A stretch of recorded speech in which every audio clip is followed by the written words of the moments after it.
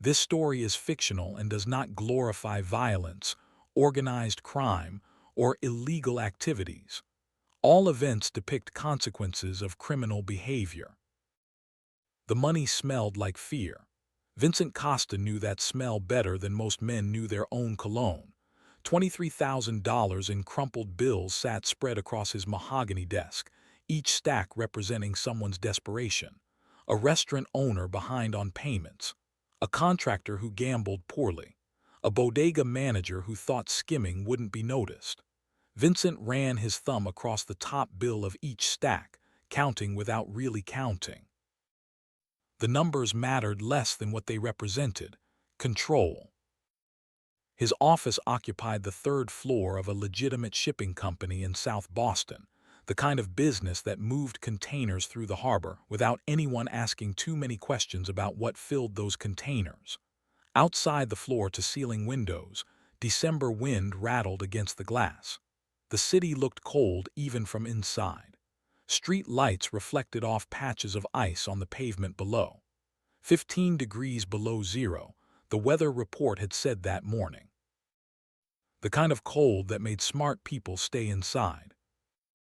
Vincent was 38 years old. He had the build of a man who'd stayed in shape after military service, shoulders that still carried the memory of rucksack marches through Afghan mountains. His dark hair showed gray at the temples now. Distinguished, his mistress called it. His wife used to call it premature, but Kate had stopped calling it anything. She'd stopped saying much of anything to him at all over the past 2 years. Force Recon. That's what the Marine Corps had made him.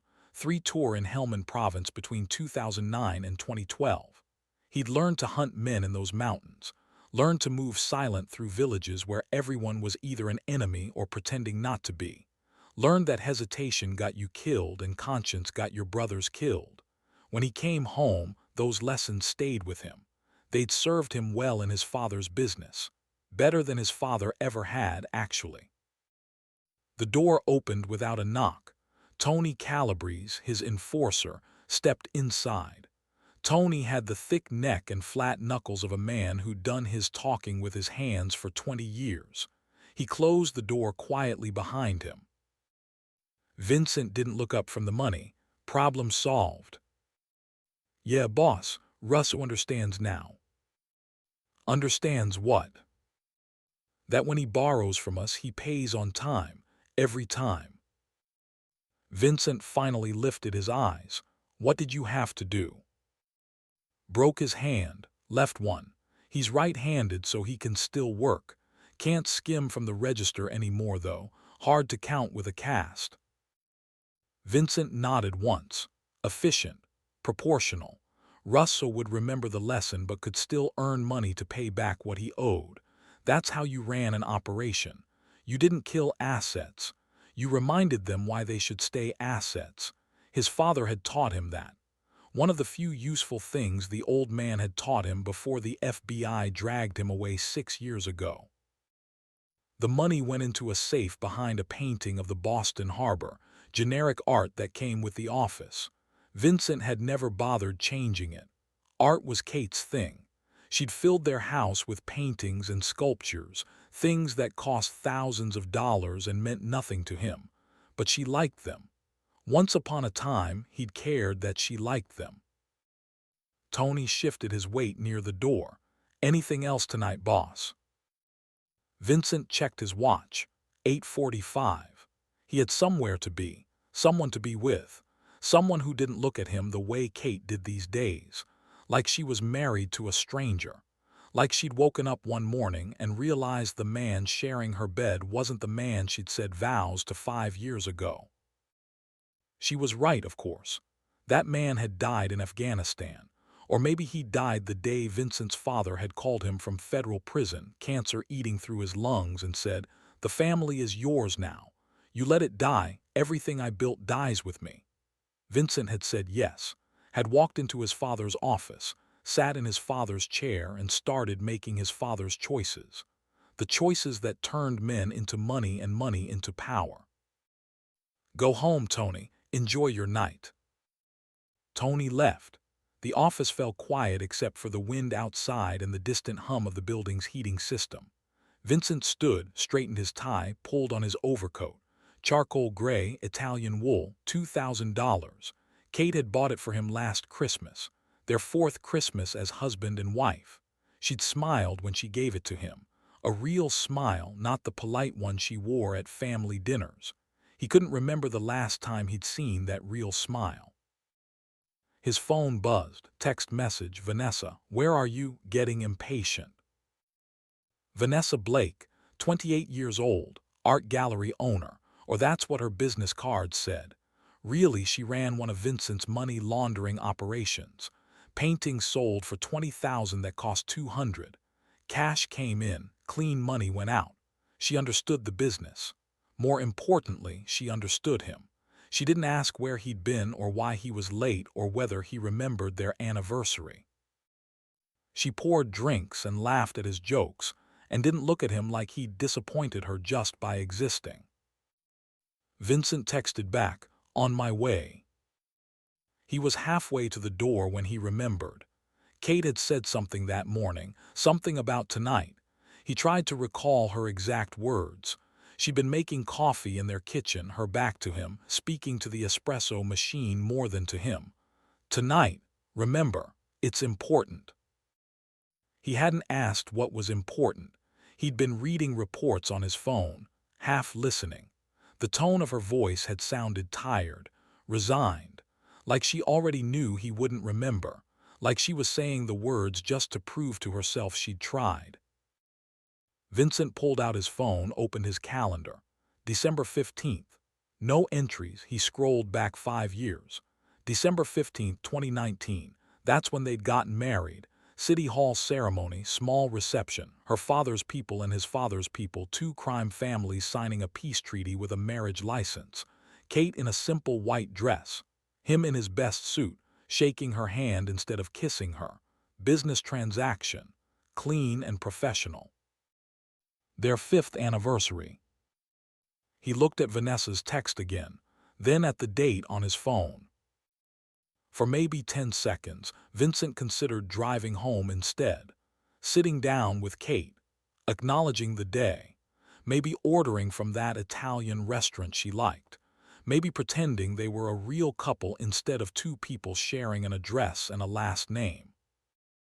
Then he thought about the way she'd looked at him that morning, that tired disappointment, like she'd already given up.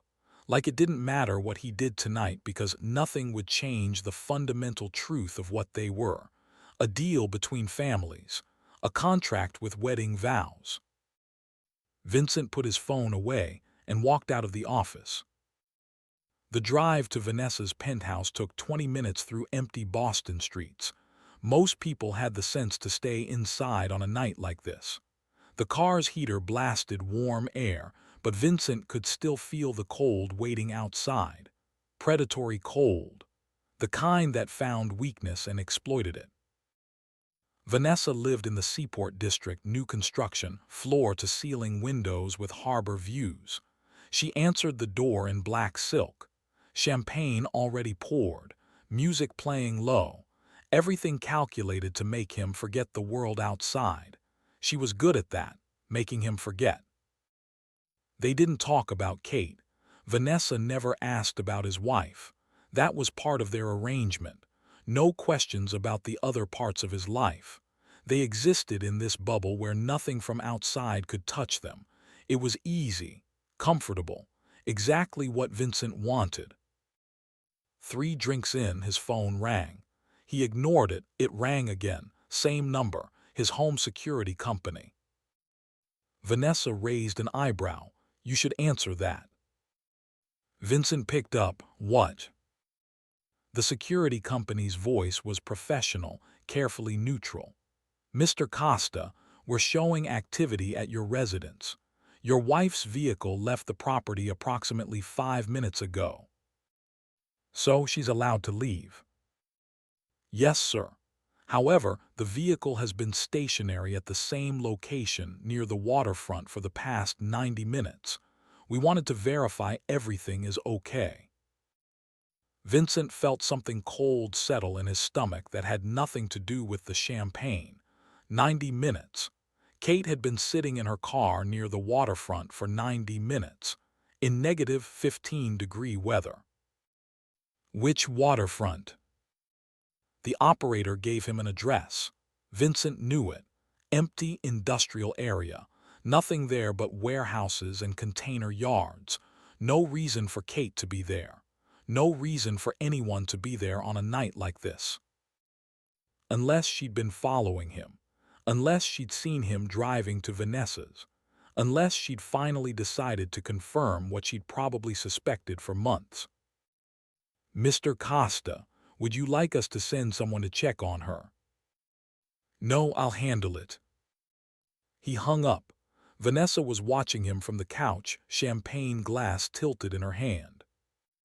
Problem, she asked. Nothing I can't handle. But he was already reaching for his coat. Vanessa's expression didn't change. She took another sip of champagne. You're leaving. It wasn't a question. Vincent buttoned his coat. I have to deal with something. Of course you do. There was something in her tone. Not quite mockery. Not quite sympathy. Just acknowledgement of a fact they both understood. When his wife called, indirectly or not, he'd go. Because Kate was family. Family in the way that mattered in his world. Blood and contracts and obligations that didn't dissolve just because you wanted them to. Vanessa set down her glass. She's never going to let you go, you know, and you're never going to leave her. So what exactly are we doing here, Vincent? Enjoying each other's company. Right, that's what this is. Vincent looked at her, really looked. Vanessa was beautiful and smart and understood the game they were all playing, but she also understood something he was only now starting to see. This thing between them, whatever it was, had an expiration date, and they were getting close to it. I'll call you, he said. Sure you will. He left. The cold hit him like a physical blow when he stepped outside. The kind of cold that made your lungs ache just breathing it. The kind of cold that could kill you if you stayed in it too long. His car's GPS showed Kate's location. Still stationary near the waterfront. Still there after 90 minutes. Vincent drove faster than he should have on icy roads. He told himself he was angry. That's what this feeling was. Anger that she'd followed him. Anger that she couldn't just accept what their marriage was. Anger that she was forcing him to leave Vanessa's warm apartment to deal with whatever dramatic point she was trying to make. But underneath the anger was something else. Something that felt uncomfortably like fear. The waterfront area was deserted. Street lights cast long shadows across empty parking lots. No cars except Kate's sedan pulled half onto the curb near a chain-link fence. Vincent parked behind it, left his engine running. The headlights illuminated Kate's car. He could see it was empty. The driver's door stood open. Vincent's pulse spiked. He turned off his engine, got out. The silence was immediate and absolute. No traffic, no voices, just wind howling through the empty streets and the distant sound of the harbor water slapping against pier supports. He approached Kate's car carefully. Door wide open, keys still in the ignition. Engine off, interior light on, battery slowly dying. Her phone on the passenger seat, cracked screen, like it had been dropped. No Kate. Vincent looked around. The street stretched empty in both directions. Warehouses, container yards, chain-link fences, no movement, no sound except the wind. Kate. His voice disappeared into the darkness. No response. Vincent pulled out his phone, turned on the flashlight, started walking, looking for tracks in the thin layer of snow on the sidewalk. Found them. Small footprints, Kate's boots, leading away from the car, stumbling pattern, like she'd been disoriented. He followed the tracks, 2 blocks. The footprints got closer together, shorter steps. Then they stopped, disturbed snow like someone had fallen. "No, Kate." Vincent's chest tightened. She'd gotten out of her car, tried to walk somewhere, collapsed. Then what? Got up again, kept walking. Where? He was about to call 911 when he heard it. Engine noise, vehicle approaching, black SUV, civilian plates. It slowed when it saw Vincent standing in the street. The driver's window rolled down. A man looked out. Early 30s, short hair, calm eyes, the kind of calm that came from military training. "You looking for someone?" the man asked. Vincent's hand moved toward his concealed weapon automatically. Stranger appearing in an empty street when his wife was missing. Every instinct screamed threat. The man must have seen the movement. He raised both hands slowly. "Easy. I'm not here to cause trouble. I found a woman collapsed on the sidewalk about 10 minutes ago. Took her to Boston Medical, emergency entrance. She was in bad shape, hypothermia." Vincent went completely still. What did she look like? Early 30s, dark hair, wedding ring, no ID on her. I stayed until the doctors said she was stable. "Why did you come back?" The man gestured to the empty street. "Saw her car sitting here when I drove past earlier. Figured someone might be looking for her. Thought I'd check." Vincent studied the stranger's face, military bearing, the way he held himself, the controlled calm. This wasn't a random civilian. This was someone with training, someone who'd been taught to assess threats and respond appropriately. "What's your name?" Vincent asked. The man hesitated, then said James Sullivan. The name triggered something in Vincent's memory. Sullivan, James Sullivan, Army Ranger, Iraq. No, wait, Afghanistan too, late in the war, 2011. Vincent looked closer. Recognition hit him like a punch. Helmand Province, November 2011. Vincent's Force Recon team had been running reconnaissance in hostile territory when they'd intercepted radio chatter. Army Ranger unit in trouble, ambushed, taking casualties. Not Force Recon sector, not their mission. But Vincent had heard the coordinates, heard the desperation in the voices. He'd made a choice, disobeyed orders, taken his team toward the firefight, arrived to find 6 Rangers pinned down by insurgent fire, 3 already wounded, running out of ammunition. Vincent's team had engaged, flanked the insurgents, broken the ambush, gotten the Rangers out. The Ranger team leader had been a staff sergeant named Sullivan, James Sullivan. He'd shaken Vincent's hand in the blood and dust, said 3 words, "I owe you." Vincent had never seen him again, until now, 13 years later, on a Boston street. The man he'd saved in Afghanistan had just saved his wife. "Helmand Province," Vincent said quietly. "November 15th, 2011. James went completely still. Then his eyes widened slightly. "Force Recon, you were the one who came back for us." "You remember?" "I remember everything about that day." James stared at Vincent. "You disobeyed orders, risked your entire team, got us out of that valley. You would have done the same." "Maybe, but you actually did it." James's expression shifted, recognition turning into something more complicated. "The woman I found, that's your wife." "Yes." "And you're Vincent Costa."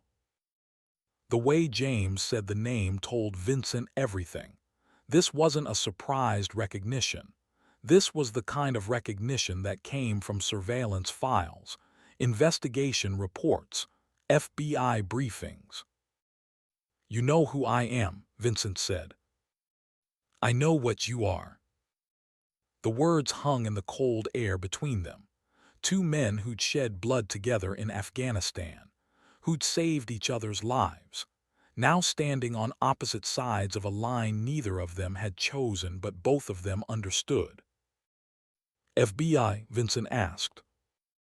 James didn't answer directly. Your wife needs you. Boston Medical, emergency entrance. They're keeping her overnight for observation. And you, what do you need? Nothing. I found someone in trouble. I helped. That's it. Is it? James met Vincent's eyes. I don't know. Ask me after I figure out how the man who saved my life in Afghanistan ended up running a criminal organization in Boston. Things change. Yeah, they do. James put his car in gear. Take care of your wife, Costa. She almost died tonight. That's on you. The words hit harder than any accusation, because they were true. Kate had followed him, had gotten out of her car in negative 15-degree weather, had collapsed trying to find him, and a stranger had saved her.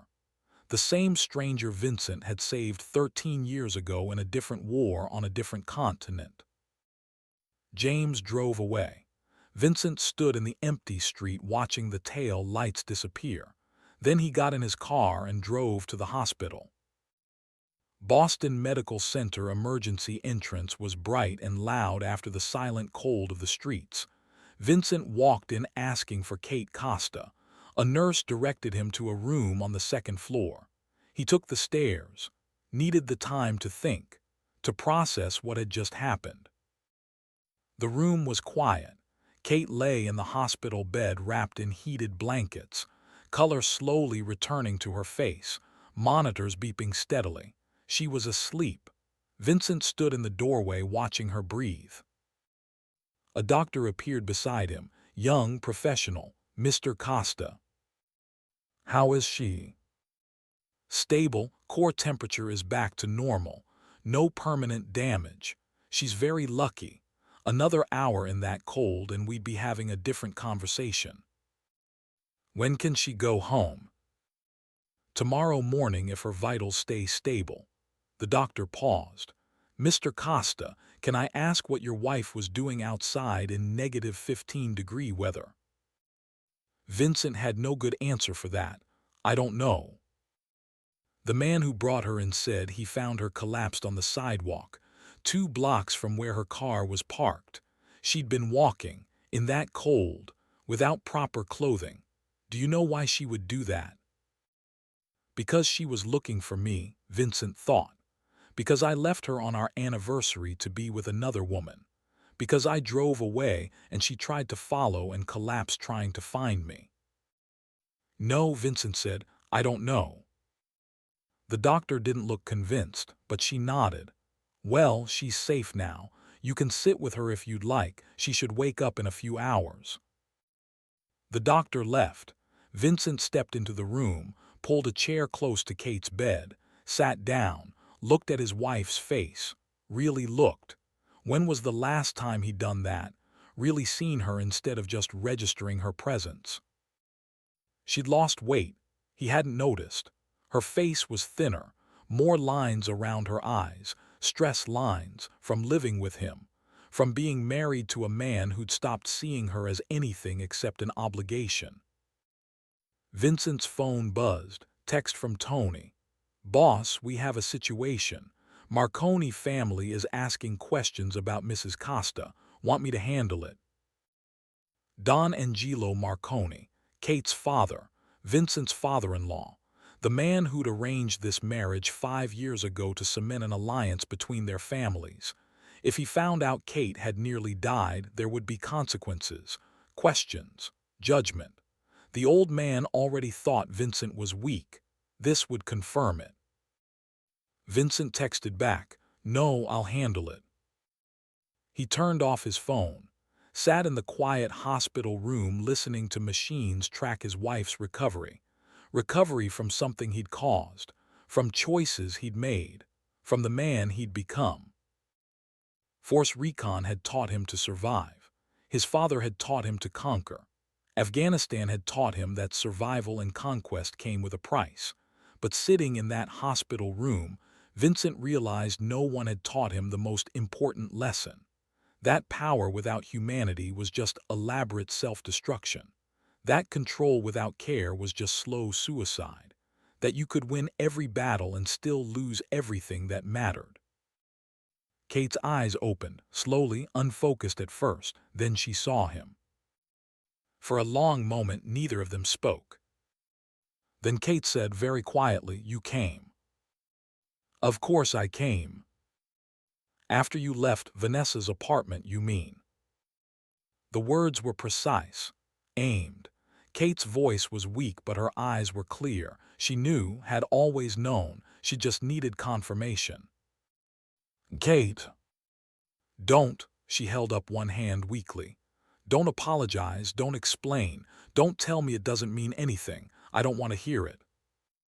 Vincent moved closer to the bed. "How long have you known?" "Does it matter?" "Yes." Kate looked away toward the window.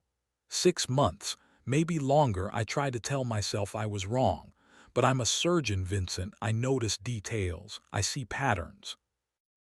I never meant to hurt you. What did you mean to do, then? Keep a mistress indefinitely? Wait for me to be grateful you even came home? Vincent had no answer, because the truth was he'd had no plan. He'd just been moving forward day by day, taking what felt good, avoiding anything that required emotional work. Kate turned back to face him. "I followed you tonight, sat in my car and watched you walk into that building. Watched the lights come on in that penthouse. I got out of the car. I was going to confront you, but I only made it 2 blocks before I collapsed. Why didn't you just leave, drive away?" "Because I needed to see it, needed to stop lying to myself." Her voice cracked. "A stranger saved me, not you. A stranger found me dying on the sidewalk and took me to the hospital.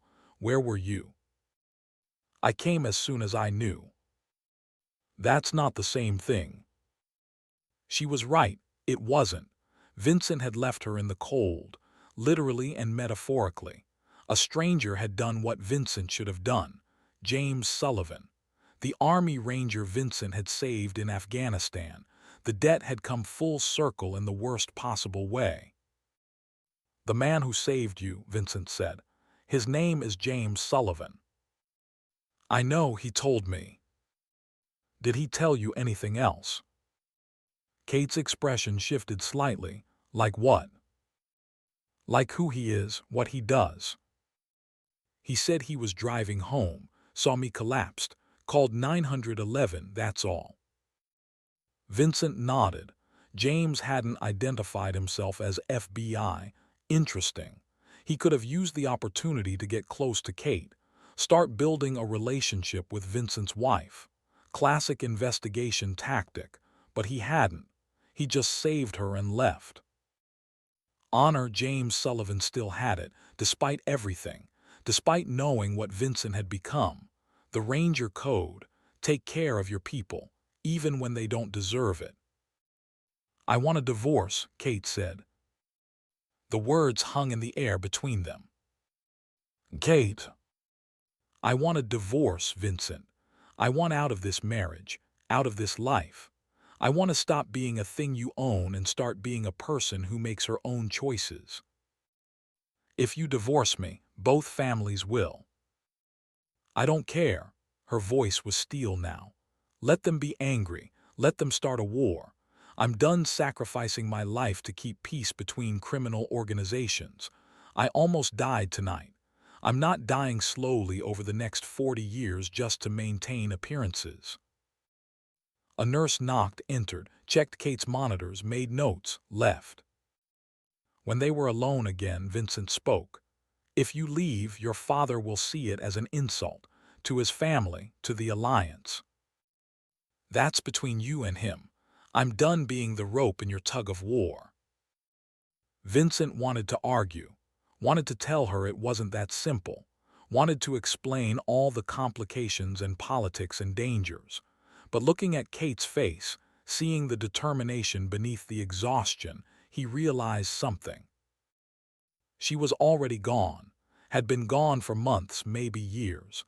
She'd just been waiting for an excuse to admit it. Tonight had given her that excuse. A stranger's kindness had shown her what her life was missing. what Vincent had failed to give her. "I should let you rest," Vincent said. "Yes, you should." He started toward the door, stopped, turned back. "I'm sorry," he said, "for all of it, for becoming this, for letting you down, for choosing wrong every time it mattered." Kate looked at him, really looked, and Vincent saw something in her eyes he hadn't seen in years. Not love, not even pity, just clarity, hard and clean and final. "I know you are," she said, "but sorry doesn't fix anything. Sorry doesn't give me back 5 years. Sorry doesn't change what you are or what I have to do now." "What are you going to do?" "Survive, that's all, just survive." Vincent nodded, walked out of the room. The door closed softly behind him. The hallway was empty except for nurses at their station. Vincent walked toward the elevator, stopped when he saw James Sullivan sitting in one of the plastic chairs near the waiting area. James stood when Vincent approached. "You stayed," Vincent said. "Wanted to make sure she was okay. She's stable, awake, wants a divorce." James absorbed this information without reaction. "I'm sorry." "Are you? You just gave her a way out, showed her what kindness looks like, reminded her she deserves better than me." "I didn't do anything except stop my car. The rest is on you." Vincent studied James's face, looking for judgment, found only honest concern. This man had no agenda beyond doing the right thing. It made everything more complicated. "Helmand Province," Vincent said. "You told your team you owed me, that if I ever needed anything, you'd pay the debt." "I remember." "Consider it paid. You saved Kate. We're even." James shook his head slowly. "No, we're not." "Why not?" "Because I didn't save her for you. I saved her because she needed saving. The debt is still there. It'll always be there. What you did in Helmand, that brotherhood, that matters, even now. Even knowing what I am. Even knowing what you are." Vincent felt something twist in his chest. James Sullivan still operated by the code. Honor, loyalty, brotherhood. All the things Vincent had abandoned when he'd walked into his father's office and chosen power over principle. "You should walk away from this," Vincent said. "From me, from Kate, from all of it. Nothing good comes from being close to my world." "Probably right." James didn't move. "But she doesn't have anyone else, and you're not going to protect her, so someone has to." "You barely know her." "I know she almost died because the man who was supposed to protect her chose not to. That's enough." Vincent wanted to argue, wanted to defend himself, wanted to point out all the complications James didn't understand, but he couldn't, because James was right. Vincent had chosen wrong, and Kate had nearly paid for that choice with her life. "Take care of her," Vincent said quietly, "if she'll let you." James nodded once. "What about you?" "I do what I've always done. Handle my business. Keep the families from tearing each other apart. Try not to destroy anyone else I'm supposed to protect." "That's not much of a life." "No, but it's the one I chose." Vincent walked to the elevator, pressed the button. The doors opened. He stepped inside, turned to see James still standing in the hallway. 2 combat veterans, brothers in arms once, strangers now, connected by a debt that neither of them knew how to repay. The elevator doors closed. Vincent rode down to the ground floor, walked out into the December cold, got in his car, started the engine. His phone buzzed, text from Don Marconi. "We need to talk about Kate tomorrow, not negotiable." Vincent stared at the message. The consequences were starting already. The old man had heard something, maybe about Kate's hospitalization, maybe about the divorce she wanted. Either way, there would be a reckoning. Explanations demanded, loyalty questioned. Vincent drove home, to the empty house he'd shared with Kate for 5 years. The house that had never felt like a home because he'd never allowed it to be one. He'd kept everyone at a distance. Kate, his men, even himself, all in service of maintaining control. But control was an illusion.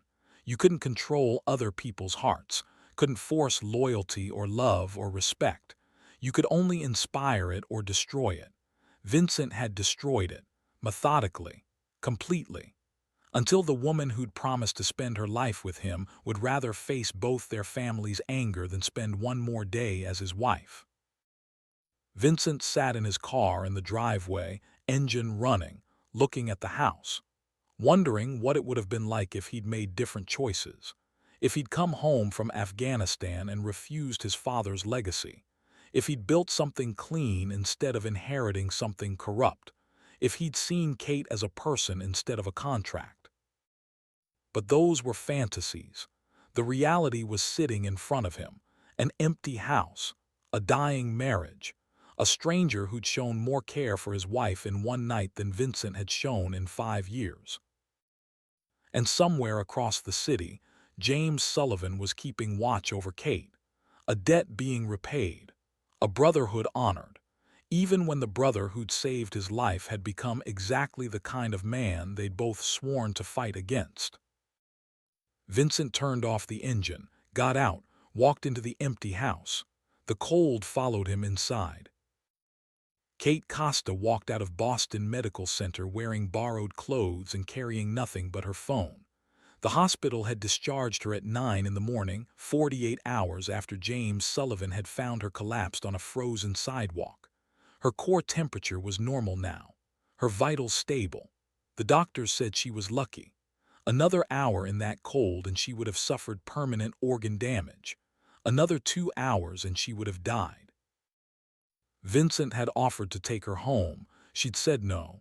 He'd offered to have a car waiting. She'd said no.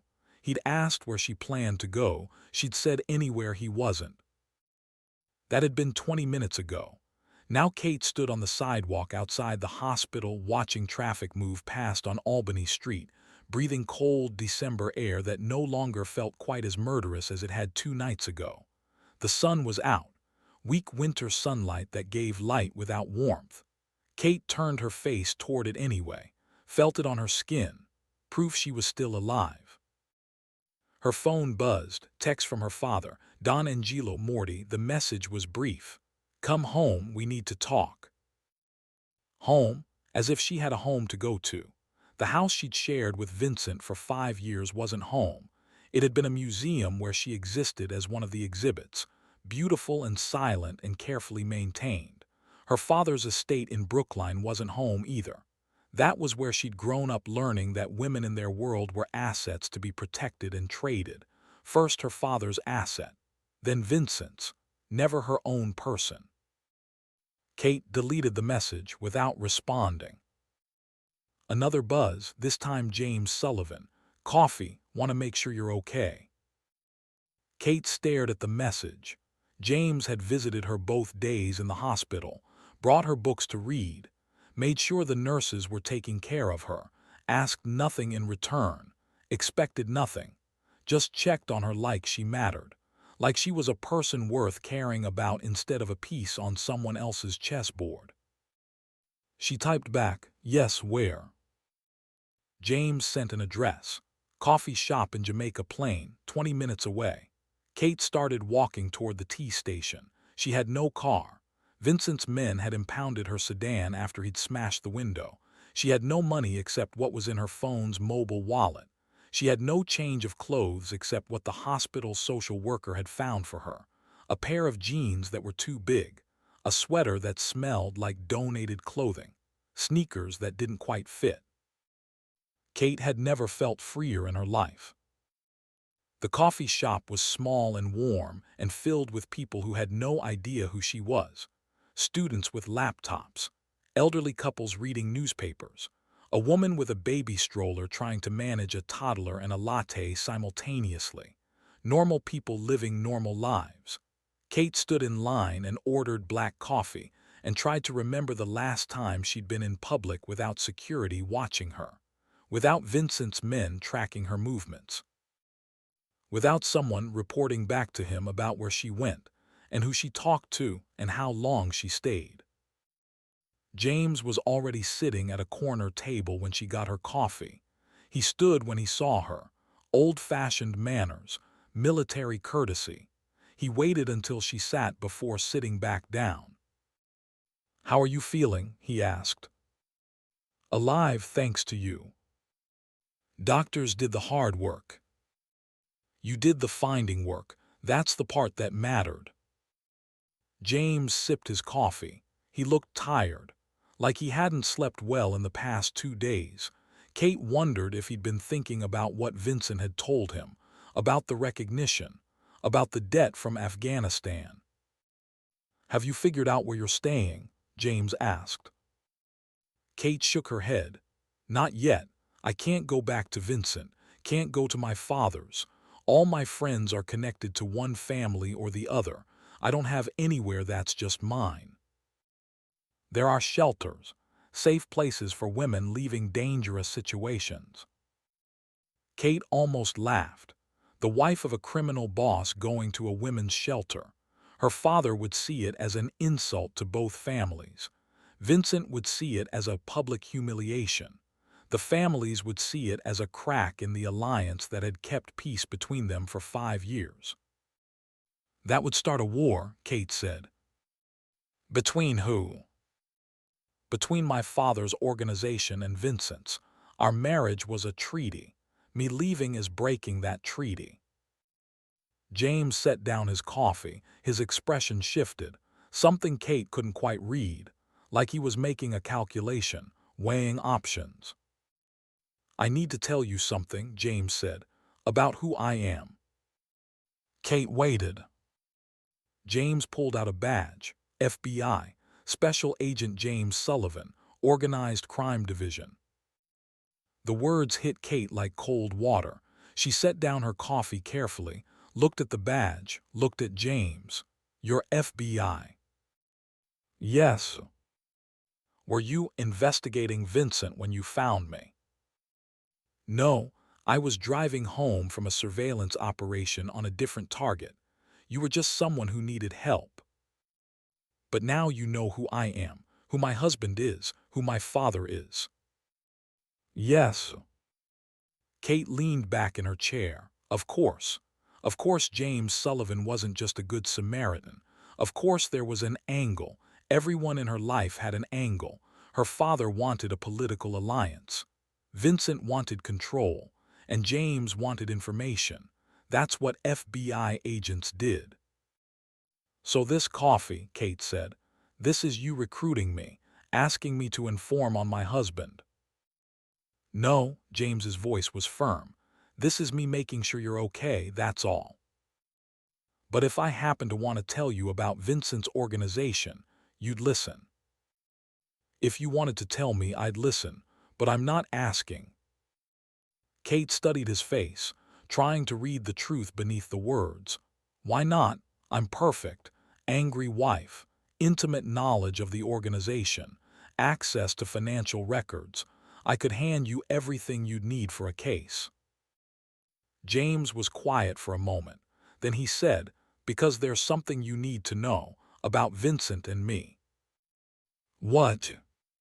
"Afghanistan, 2011. My ranger unit was ambushed in Helmand Province. We were pinned down, taking casualties, out of ammunition, about to be overrun. A Force Recon team heard our radio traffic. They weren't supposed to be in our sector. They had their own mission. But their team leader disobeyed orders, brought his team to help us. Saved my life, saved my entire squad." Kate felt something cold settle in her chest. "Vincent." Yes, Vincent was that team leader. He risked a court-martial to save people he'd never met. That's the kind of man he was then. Was past tense. Yes, because the man I met in that hospital parking lot, the man who runs a criminal organization, that's not the same person who saved my life. But the debt is still there. and I don't know what to do with it." Kate absorbed this.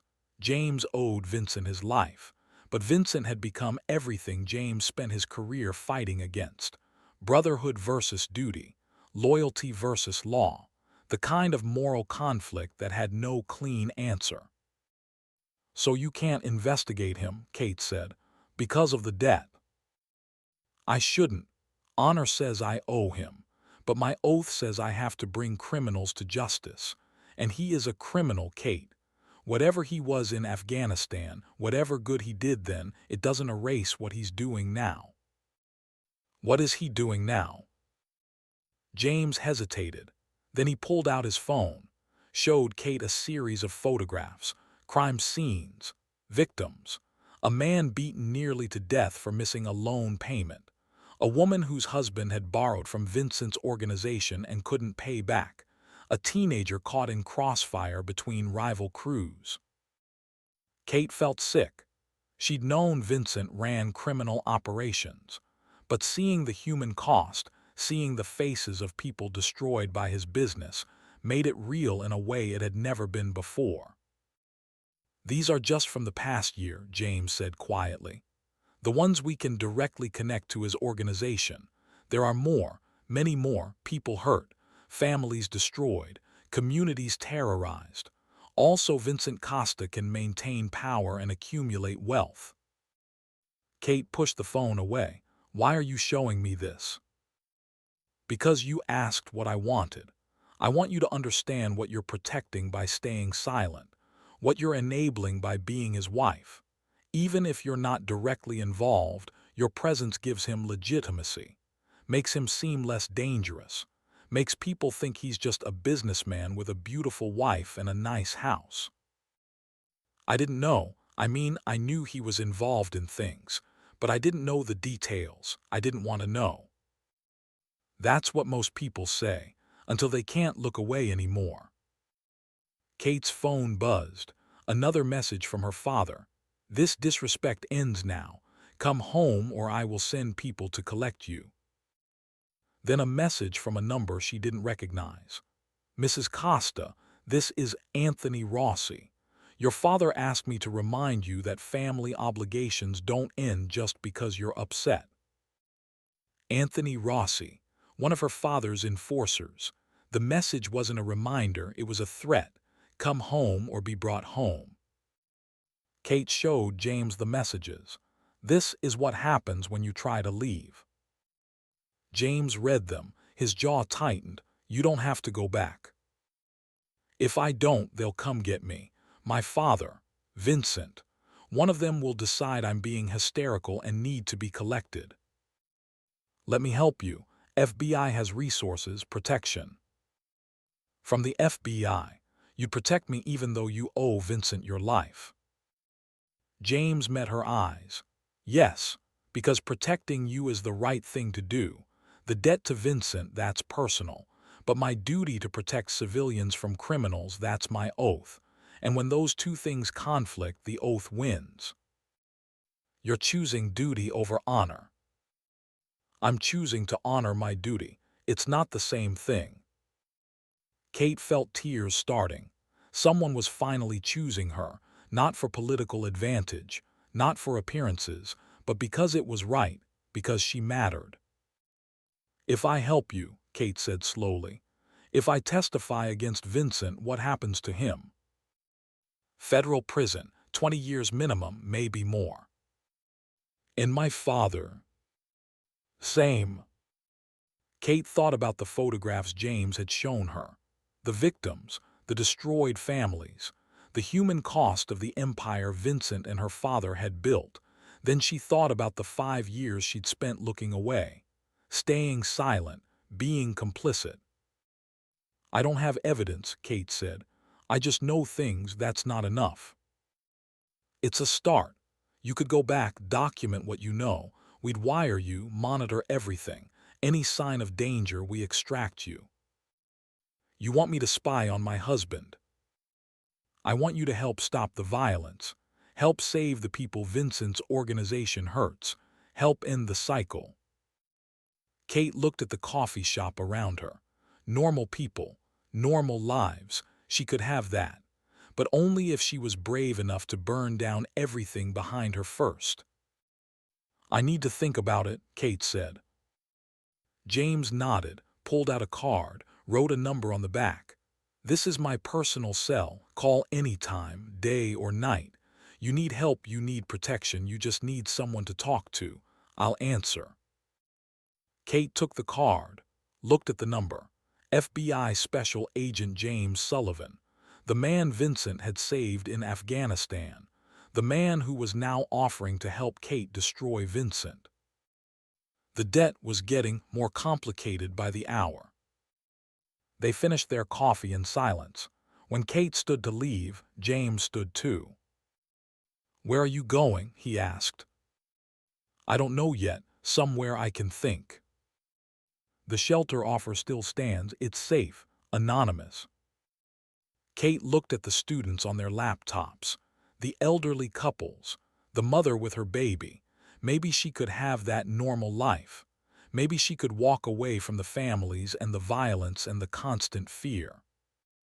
"Okay," she said, "take me to the shelter." The women's shelter was in Dorchester, three-story brick building with bars on the windows and security cameras. James pulled up to the front entrance. A woman in her 50s stood on the steps. She had the look of someone who'd seen every kind of trauma. James got out, spoke to the woman quietly. Kate couldn't hear the conversation, but she saw James's body language.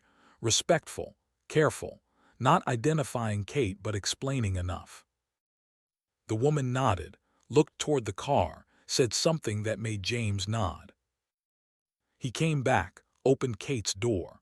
"Maria says they have a room. You don't have to tell anyone your real name. They don't ask questions, they just help." Kate got out. The cold hit her, but it felt different now. Clean, honest, not predatory. "Thank you," she said. "I'll check on you tomorrow." "You don't have to. I know this complicates things. The debt to Vincent." James's expression was unreadable. "The debt is my problem, not yours. You deserve help regardless of who you're married to."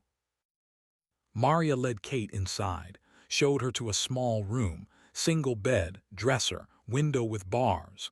"We serve dinner at 6, breakfast at 7. Rules are simple: no drugs, no alcohol, no giving out the address. Stay as long as you need." When Maria left, Kate lay back on the thin mattress and stared at the ceiling, wondering how many women had made the same choice. Leave everything, start over, trust strangers.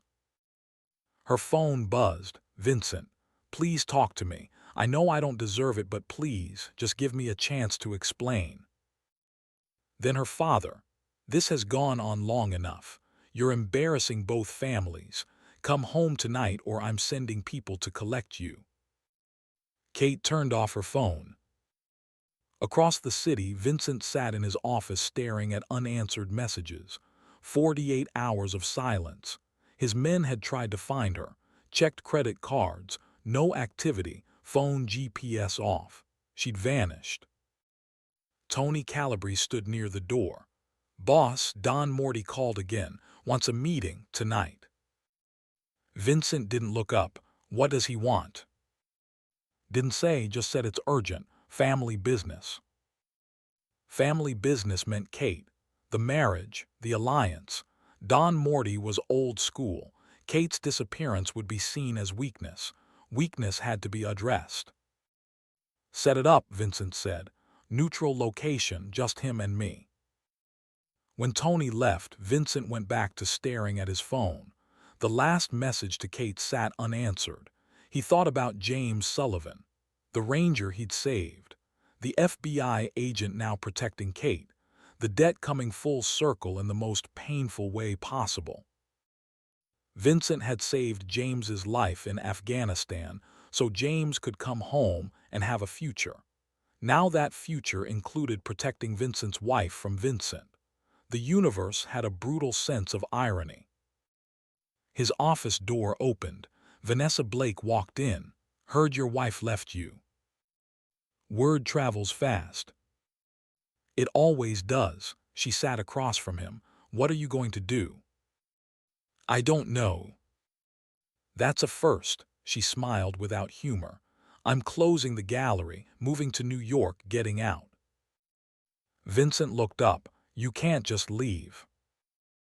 Watch me, I'm done with this life. Your wife had the right idea. Vanessa stood, walked to the door, stopped. For what it's worth, I hope you figure out what you actually want, because you can't have everything. Now you've got nothing. Maybe that's the lesson.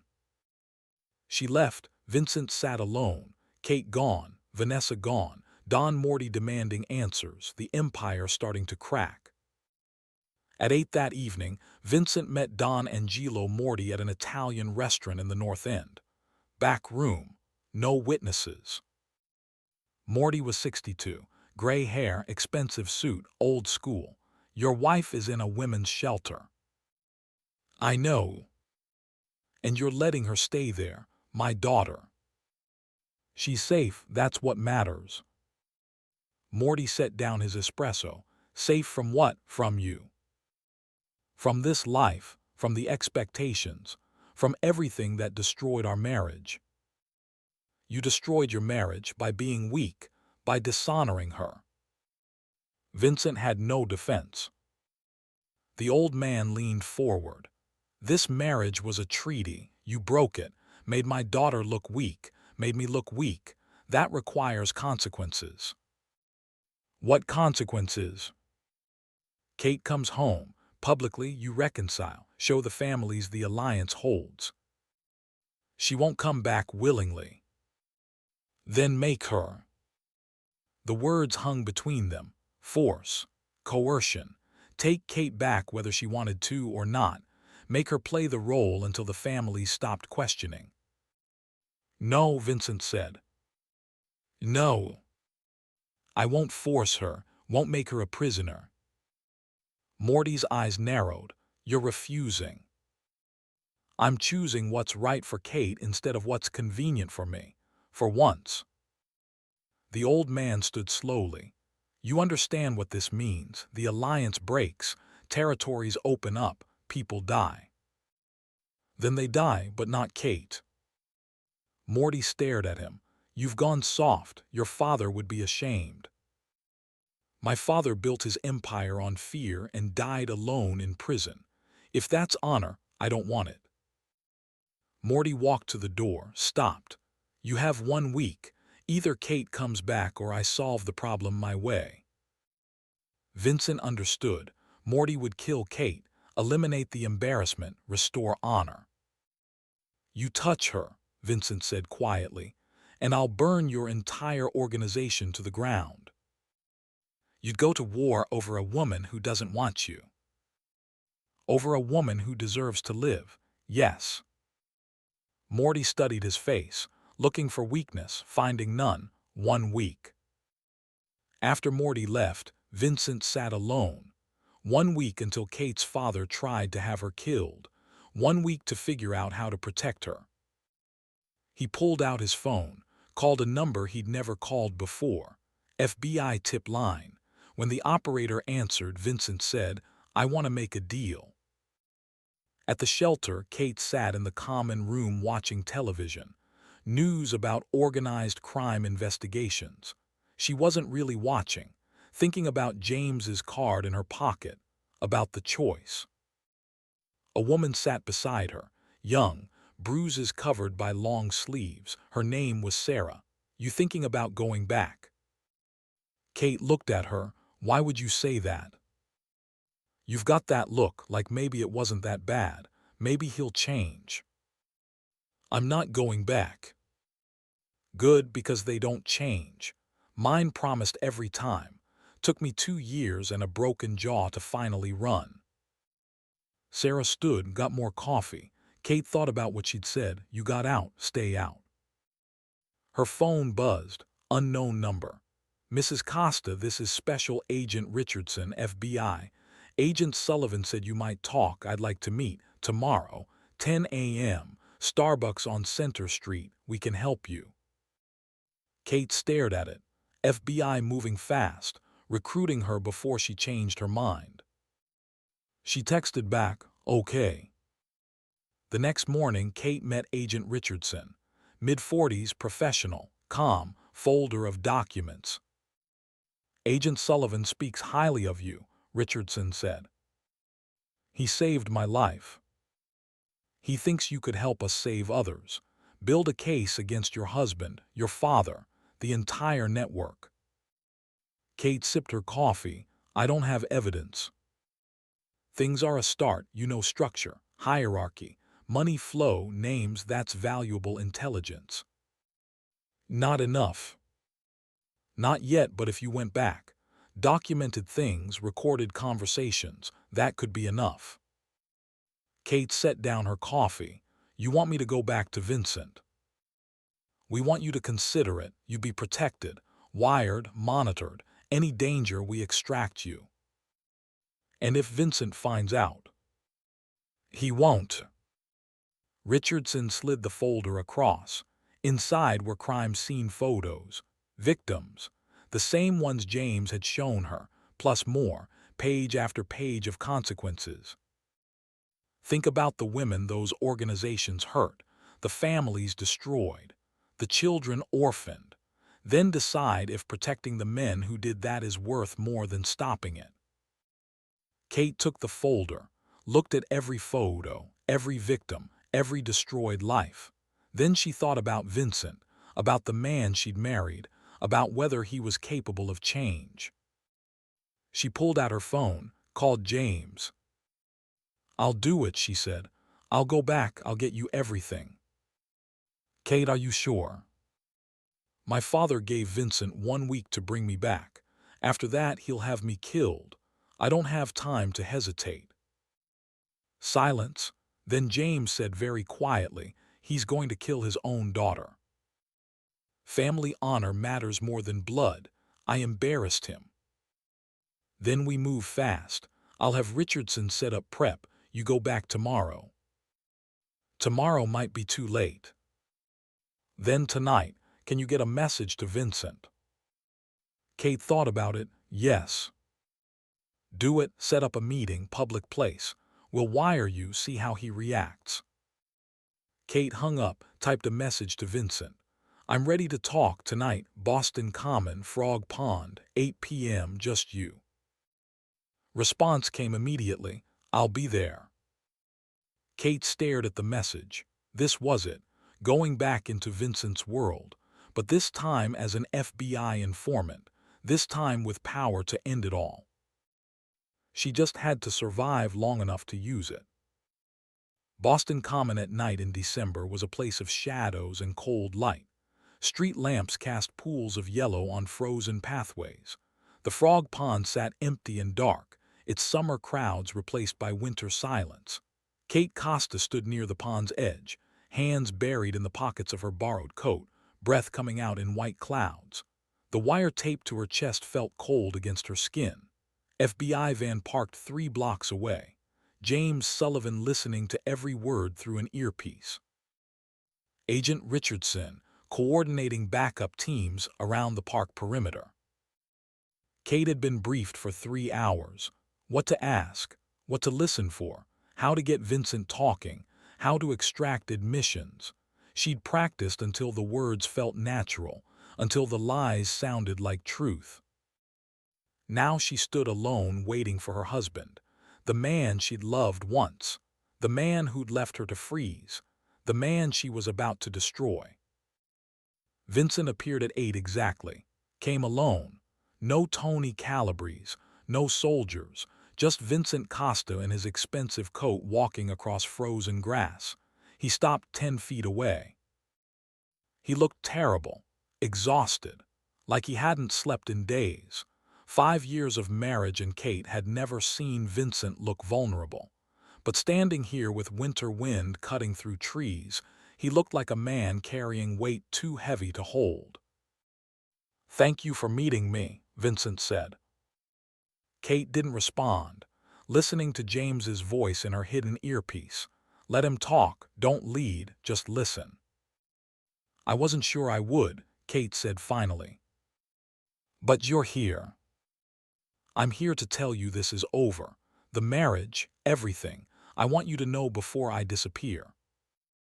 Vincent's jaw tightened. "You don't have to disappear. We can figure this out." "There's nothing to figure out. You made your choices. I'm making mine." "Kate, please, let me explain what happened." This was the moment, the opening. Let Vincent explain. Let him talk about his business. Every word recorded. "Go ahead," Kate said. "Explain." Vincent took a step closer. "That night I got a call from your father, urgent meeting, about territories, rival families. I was trying to protect what we'd built." Kate almost laughed. "Protect me by going to your mistress." "Vanessa wasn't. It wasn't like that." "Then what was it?" Vincent ran his hand through his hair. Frustration. "It was escape. From the pressure. From trying to be what my father was and knowing I'd never measure up." "That doesn't justify anything."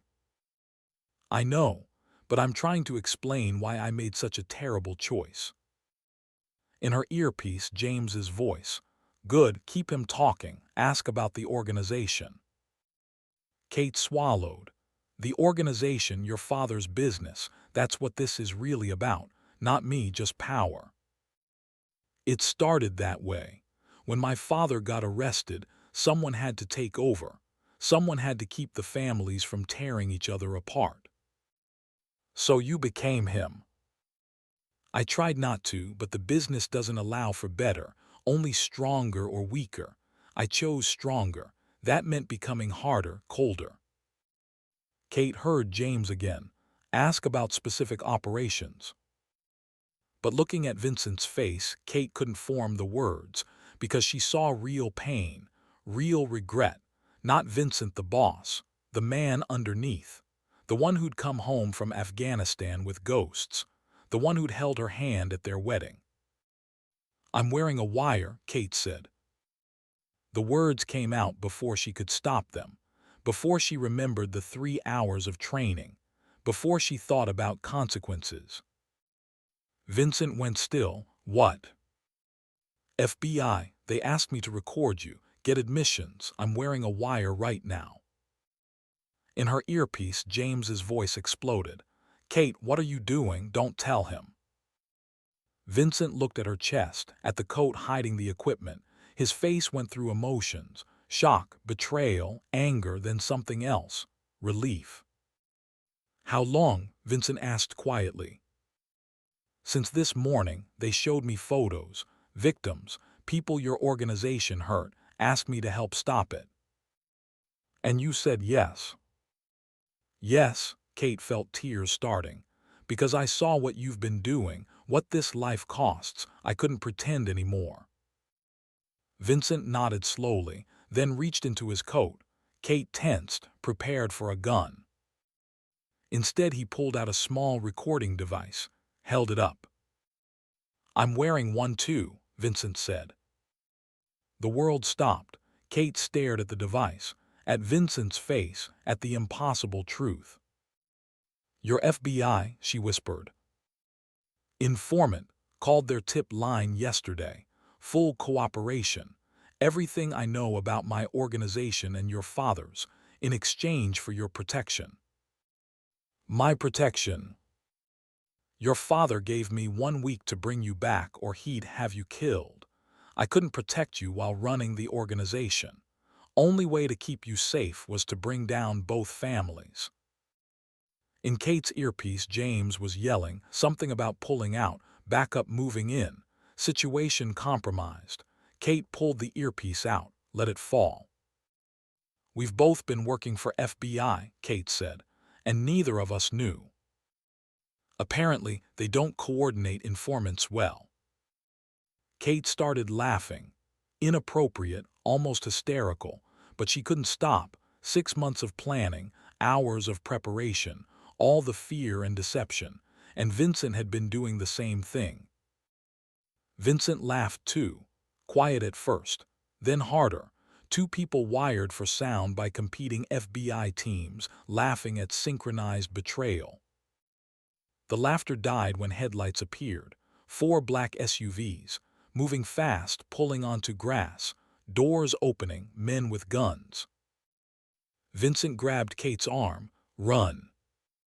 What? That's not FBI, that's your father. Run now.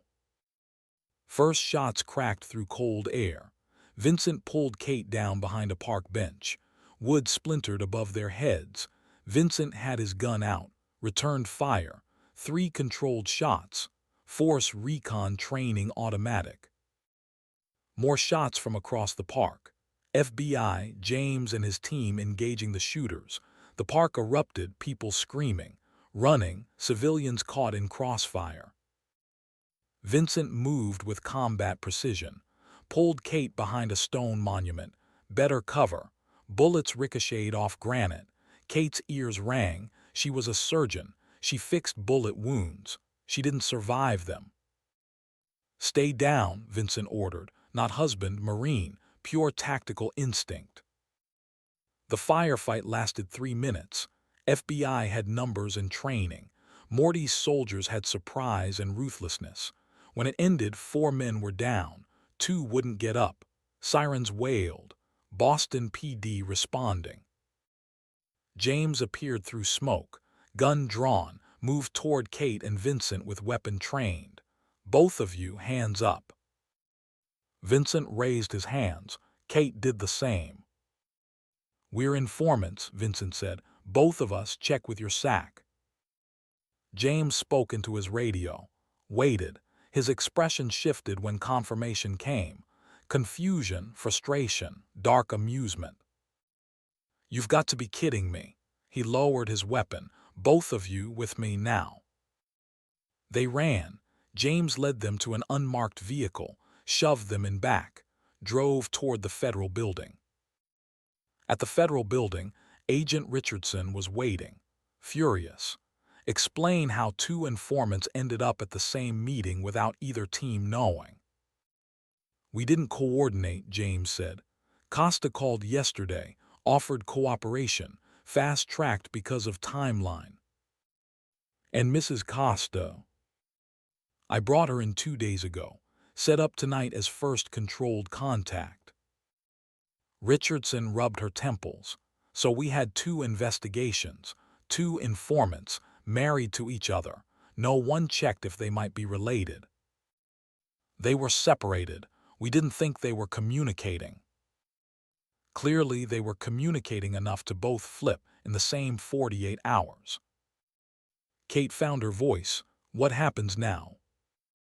Richardson looked at her. Then Vincent. Now we accelerate. Morty knows you're cooperating. We have maybe 24 hours before both organizations hide. We need everything. Tonight, every name, every operation, every piece of evidence. For 12 hours, Kate and Vincent sat in separate rooms telling FBI everything. Kate gave financial records, account numbers, transfer amounts, shell corporations, names of corrupt officials, locations. Vincent gave organizational structure, chain of command, territory maps, criminal enterprises, everything he'd been sabotaging for months. By morning, FBI had enough for 63 indictments, warrants at 6 a.m., simultaneous raids, Don Angelo Morty arrested at his estate, Tony Calabrese and 15 others taken, bank accounts frozen, businesses seized. The entire network collapsed. Kate and Vincent were kept in protective custody, separate rooms, monitored, guarded. Until trial, they'd live in limbo, not free, not prisoners, just witnesses. 6 months passed. Kate saw Vincent 3 times, once during pre-trial prep, once for courtroom procedure, once accidentally in a hallway. They didn't speak, just nodded. 2 people who'd shared 5 years reduced to strangers united only by betrayal. The trial began in June. Heavy security, media everywhere. The story fascinated people. Wife and husband both flipping, both testifying. Vincent pleaded guilty to all charges. RICO, money laundering, extortion, witness tampering, obstruction. His attorney negotiated 20 years instead of life. Don Morty fought everything, claimed innocence, blamed Vincent. His attorney painted him as legitimate businessman victimized by his son-in-law. Except Kate testified. She sat on the witness stand 3 days, answered every question, described how her father ran his organization, the fear, the violence, the money, the lives destroyed, clinical, like describing a tumor. When asked why she testified against her father, Kate's answer silenced the courtroom. Because I took an oath as a surgeon to do no harm. I can't keep that oath while protecting a man who built his life on causing harm. Blood doesn't excuse that. Don Morty stared at his daughter. Kate met his eyes, held them, didn't look away. She'd spent 32 years afraid of this man. That fear died in the cold on her anniversary. What remained was clarity, hard and clean. Vincent testified after Kate, corroborated everything. Added details only an insider would know. The jury listened with horror as Vincent described casual brutality. He didn't minimize, didn't justify, just stated facts. The prosecutor asked why he'd cooperated. Vincent looked at Kate in the gallery. Because the woman I married deserved better than what I became. I couldn't give her that while running the organization. So I burned it down. It's the only decent thing I've done in 10 years. Jury deliberated 6 hours, found Morty guilty on all counts, 14 co-defendants guilty, recommended maximum sentences. Sentencing came 2 weeks later. Vincent first. He stood in prison clothes, no expensive suit, no power, just a man who'd pleaded guilty waiting to learn the price. The judge was a woman in her 60s, 20 years of organized crime cases. She'd heard every excuse. Mr. Costa, you've saved this court time with your guilty plea and cooperation. You've helped dismantle criminal organizations that terrorized this city for decades. You've provided information that led to rescue of trafficking victims and arrest of corrupt officials. For that, you have acknowledgement. She paused. However, your cooperation began only after years of active participation and profit from criminal enterprise. You could have come forward when you inherited your father's organization. You could have refused. Instead, you embraced it, expanded it, used it to accumulate wealth while destroying lives. The fact you eventually chose right doesn't erase years of choosing wrong. You will serve 20 years federal prison, eligible for parole after 15 with good behavior. All assets seized and distributed to victim compensation. Vincent nodded, no reaction. He'd known it would be harsh, had accepted it before making the deal. Morty's sentence came next. Life in federal prison, no parole. The old man showed no emotion, just stood dignified, defiant, refusing to acknowledge defeat. After sentencing, Kate was escorted back to witness protection facility. She'd been offered full witness protection. New identity, new city, she'd declined. Boston was home, she wasn't leaving. FBI assigned protective detail instead, would monitor for threats, but Kate insisted on staying. She got her job back at Boston Medical, not as surgeon, too public, instead administration, trauma center coordination, behind scenes, using medical knowledge to improve systems. James Sullivan left FBI 6 months after trial. The case was success, career-making. He could have ridden it to promotion. Instead, he resigned, took a job as private investigator, spent time helping trafficking victims. Kate saw him occasionally, coffee every few months. They didn't date, didn't pursue the connection from the night he'd saved her. Too complicated, too much history, but they remained friends, people who'd survived something terrible together. 5 years passed. Kate became director of Boston Medical's Trauma Center, built it into one of the best programs in New England, never remarried, never dated seriously, threw herself into work. Vincent served his time in Cumberland Federal Prison, taught GED classes, mentored young prisoners, told them the truth. Power built on fear was no power, just elaborate suicide. He provided continued cooperation, information that dismantled other organizations, rescued more victims, arrested more corrupt officials. Didn't feel like redemption, more like paying a debt that could never be fully repaid, but he did it anyway. Kate visited once, 10 years into Vincent's sentence. She'd been at a Washington conference, made the detour, sat in visitors' room waiting.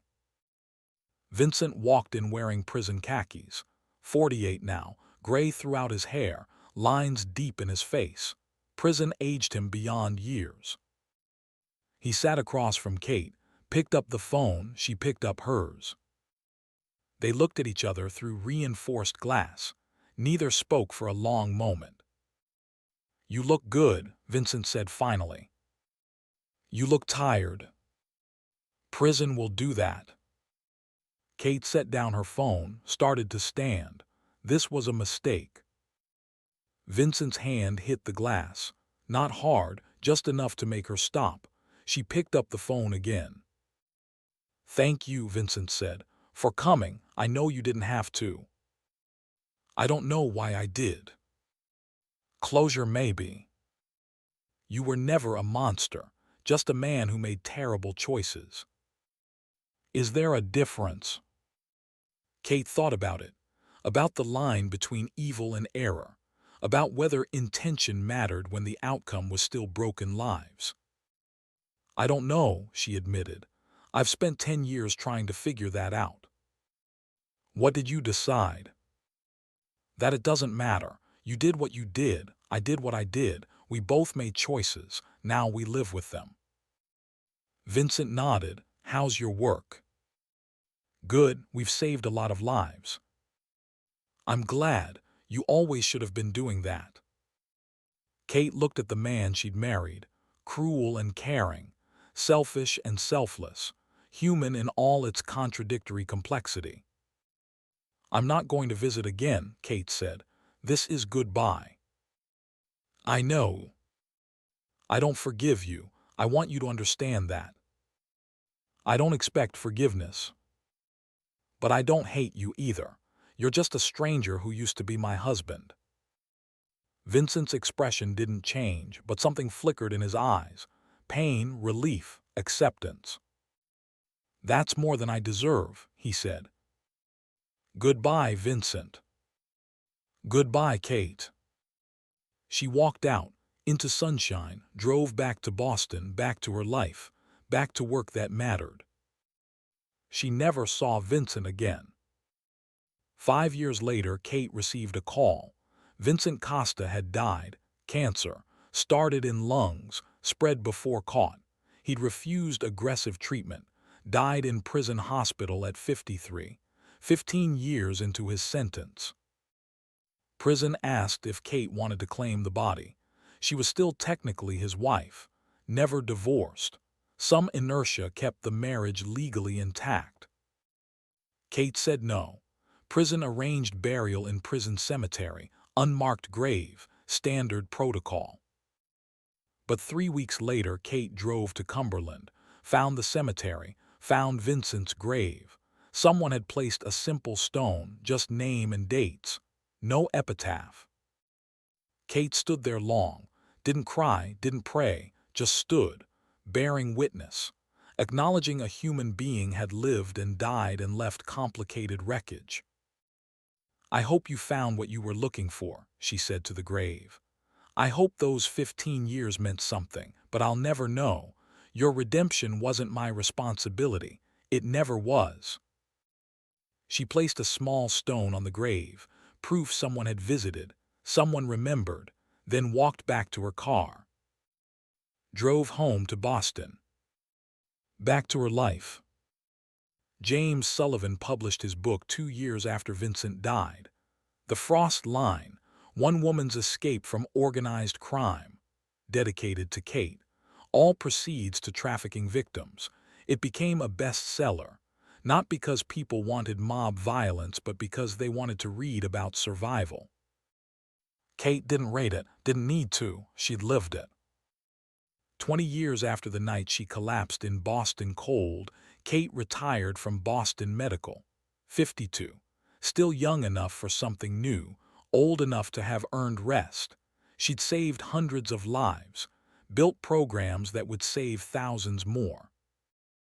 On her last day, staff threw a party, gave speeches, presented a plaque. Kate accepted graciously, thanked everyone, went home to an apartment that felt perfect in its solitude. That night she pulled out a box from her closet. Inside were three things: her wedding ring, the FBI wire, and a photograph of Vincent in Marine uniform, young, unbroken, before Afghanistan, before his father's empire, before everything. Kate looked at the photograph long, trying to find in that young Marine's face some hint of what he'd become. She couldn't see it. He just looked like a kid, 22, proud of his uniform, believing he was going to save the world. She put the photograph back, put the box back, poured wine, sat by her window looking at Boston lights. 20 years, 2 lives destroyed, 2 families dismantled, hundreds affected, all because a surgeon had been traded like property, all because a Marine came home from war and let his father turn him into something he'd sworn to fight. Kate raised her glass, not celebration, not mourning, just acknowledgement. To survival, to hard choices, to the price everyone pays. She drank, set down the glass, turned away from the window, moved forward. Because that's what survivors did. They moved forward, didn't forget, didn't always forgive, but moved forward, built new lives from rubble, found meaning in aftermath, created purpose from pain. Vincent was gone, her father serving life in prison, the organization scattered, the violence ended, the families destroyed. But Kate was still here, still standing, still choosing every day to be more than what that life tried to make her.